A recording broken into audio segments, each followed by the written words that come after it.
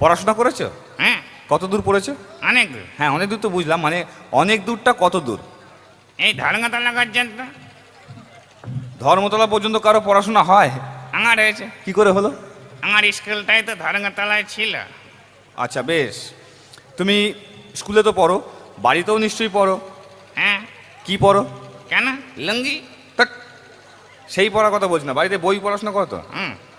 বাড়িতে কি পড়ো? বাংলা, হিন্দি, তামিল, মারাঠি, উর্দু সব। বাহ, তুমি ইংলিশ জানো? হুম, জলের মতো। বাহ, জলের মতো। বলো তো, ইংলিশে কাকাকে কি বলে? আঙ্কেল গলে।